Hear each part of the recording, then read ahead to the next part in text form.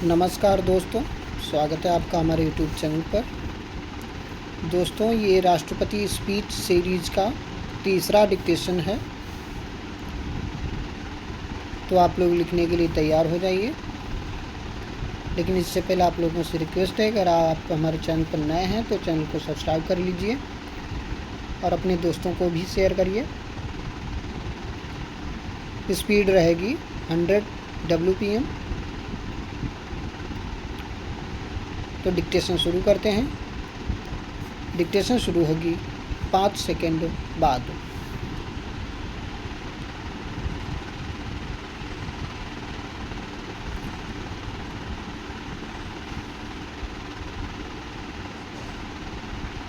Start. माननीय सदस्यगण, हमारी 8 लाख सहकारी संस्थाएं एवं उनके 29 करोड़ हितधारक सदस्य ग्रामीण भारत के करीब 90% क्षेत्र का प्रतिनिधित्व करते हैं।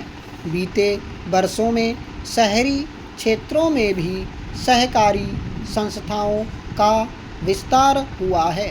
सहकारी सेक्टर के आर्थिक सशक्तिकरण के लिए उठाए गए विभिन्न कदमों के फलस्वरूप रोजगार के अनेक अवसर सृजित हो रहे हैं। वर्ष 2025 को अंतर्राष्ट्रीय सहकारिता वर्ष के रूप में मनाया जा रहा है, जिसमें भारत अपना महत्वपूर्ण योगदान देगा। माननीय सदस्यगण, जब हम राष्ट्र के विकास और उपलब्धियों की चर्चा करते हैं तो वास्तव में हम राष्ट्र के नागरिकों की क्षमता एवं उपलब्धियों का ही उल्लेख कर रहे होते हैं। आज देश के विकास में सबका साथ है, इसलिए हम देश के सही सामर्थ्य का अनुभव कर पा रहे हैं।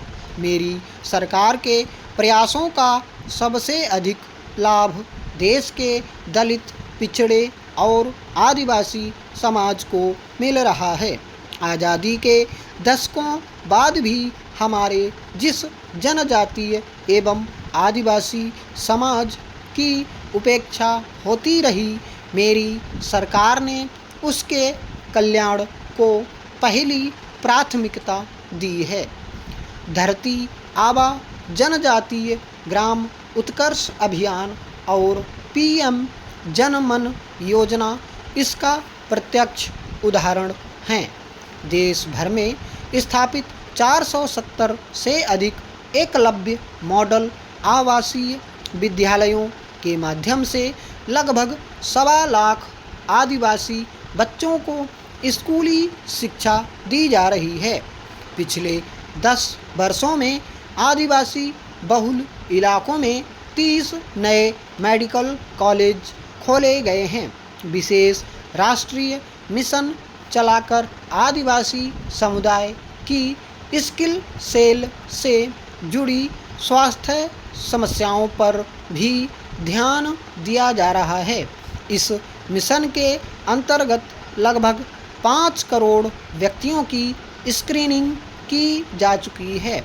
जनजातीय विरासत को सहेजने के लिए भी मेरी सरकार ने अनेक कदम उठाए हैं। इस वर्ष भगवान बिरसा मुंडा की 125वीं जयंती का पर्व पूरे देश में जनजातीय गौरव वर्ष के रूप में मनाया जा रहा है। माननीय सदस्यगण, विकसित भारत की एक महत्वपूर्ण कसौटी देश का संतुलित विकास है।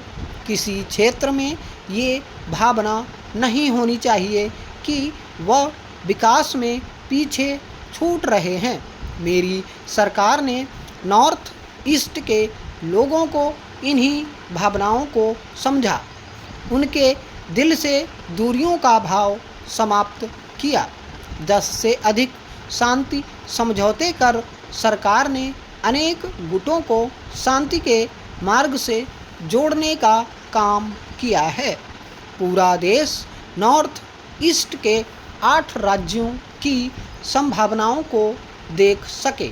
इस दिशा में पहले अष्टलक्ष्मी महोत्सव का आयोजन किया गया। पूर्वोत्तर के विकास के साथ साथ सरकार ने देश के पूर्वोदय यानी पूर्वी राज्यों के सर्वांगीण विकास की कार्य योजना पर काम शुरू कर दिया है, जिससे रोजगार के नए अवसर भी उपलब्ध होंगे। अंडमान निकोबार एवं लक्षद्वीप में विकास की कई परियोजनाएं प्रारंभ कर उन्हें राष्ट्र की विकास यात्रा में महत्वपूर्ण स्थान दिया गया है। अनुच्छेद 370 हटाने के बाद जम्मू कश्मीर में विकास का एक नया वातावरण बना है। जम्मू कश्मीर में लोकसभा चुनाव एवं विधानसभा चुनाव अत्यंत शांतिपूर्ण माहौल में संपन्न हुए। जम्मू कश्मीर के लोग इसके लिए बधाई के पात्र हैं। माननीय सदस्यगण, राष्ट्र या समाज की सफलता समावेशी एवं सर्वस्पर्शी तभी होती है जब वह सिद्धांतों से प्रेरित हो। इसीलिए मेरी सरकार ने उन मौलिक सिद्धांतों को हमेशा अपनी कार्यनीति के केंद्र में रखा जिनका निर्देश हमारे संविधान ने दिया है। संविधान के आलोक में मेरी सरकार की प्रमुख सैद्धांतिक प्रेरणा है सेवा। मेरी सरकार मानती है कि 140 करोड़ देशवासियों की सेवा ही सरकार का प्रमुख कर्तव्य है। इस दिशा में सरकार पूरी संवेदनशीलता से काम कर रही है। समाज के पिछड़े वर्ग और सफाई कर्मचारियों को आसान लोन मुहैया कराने के लिए पीएम सूरज योजना का विस्तार किया गया है। सरकारी योजनाओं का लाभ दिव्यांग जनों तक पहुंचाने के लिए 1 करोड़ से अधिक दिव्यांग पहचान पत्र जारी किए गए हैं। स्वच्छता सैनिकों के लिए चलाई जा रही नमस्ते योजना का विस्तार कर अब स्वच्छता का बीड़ा उठाने वाले भाई बहनों को भी इसमें शामिल किया गया है। विकसित भारत की यात्रा में कोई भी छूटने ना पाए, इस ध्येय के अनुरूप मेरी सरकार सैचुरेशन अप्रोच के साथ काम कर रही है। माननीय सदस्यगण, बीता दशक भारत की सांस्कृतिक चेतना के पुनः जागरण का दशक रहा है। हम अपनी विरासत पर गर्व और विकास के प्रति समर्पण के साथ ऐसा भविष्य गढ़ रहे हैं जहां संस्कृति और प्रगति साथ साथ आगे बढ़ें। इस वर्ष हम डॉक्टर श्यामा प्रसाद मुखर्जी की 125वीं जयंती मनाएंगे। उन्होंने कहा था कि सच्चा राष्ट्रवाद केवल भारत की भौतिक एकता नहीं बल्कि उसकी सांस्कृतिक एकता को मजबूत करने में है। इसी कड़ी में भगवान महावीर का 2550वां निर्वाण महोत्सव श्रद्धापूर्वक मनाया गया। देश ने उत्साह से संत मीराबाई की 525वीं जयंती भी मनाई।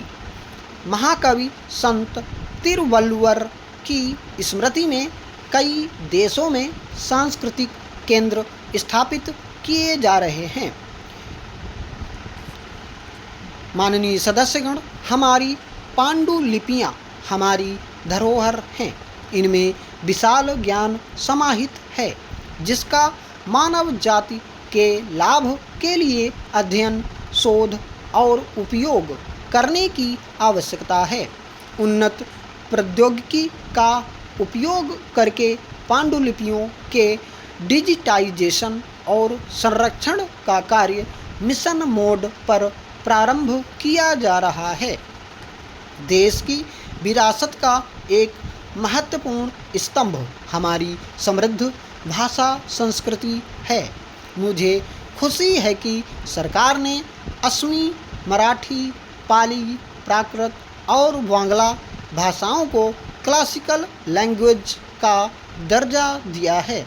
भारत की सभी भाषाओं में सरलता से संवाद के लिए AI की सहायता से भाषणी प्लेटफॉर्म का देशवासी व्यापक उपयोग कर रहे हैं। माननीय सदस्यगण, मेरी सरकार के प्रयासों से आज विश्व के सांस्कृतिक मंच पर भारत ने ग्लोबल लीडर की पहचान बनाई है। सभी एशियाई बौद्ध देशों को आपस में जोड़ने के लिए मेरी सरकार ने पहली एशियाई बुद्धिस्ट कॉन्फ्रेंस का आयोजन किया। स्टॉप।